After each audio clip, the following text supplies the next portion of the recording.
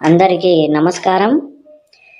ఈ వీడియోలో మీకు ఫోటో ద్వారా వశీకరణం ఏ విధంగా చేసుకోవాలి అనేది ఈ వీడియోలో మీకు వివరించడం జరుగుతుంది.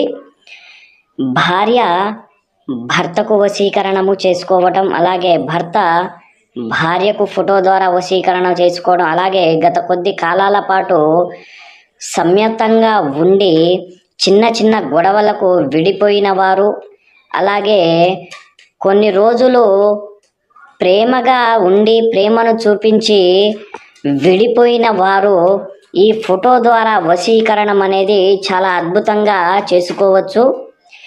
ఈ వశీకరణానికి ఈ మంత్రము దాత్రిదేవే నమస్తుభ్యం సర్వపాపక్షయంకరే పుత్రాందేహి మహాప్రాజ్ఞ యశోదేవి బలమచే ప్రజ్ఞాం వేదాంచ సౌభాగ్యం విష్ణు భక్తించ శాశ్వతం నిరోగ కుర్మం నిత్యం నిశ్చాచ కురు సర్వదా.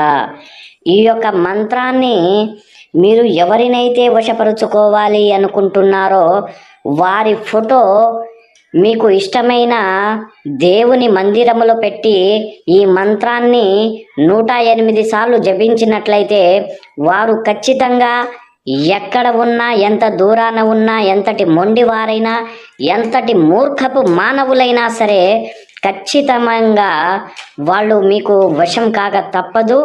అలాగే ఇలా చేసినా కూడా మీకు వశం కాని పక్షాన మీకు కనిపిస్తున్న ఈ నెంబరుకు ఫోన్ చేసి సలహాలు తీసుకోవచ్చు. సర్వే జన సుఖినో భవంతు.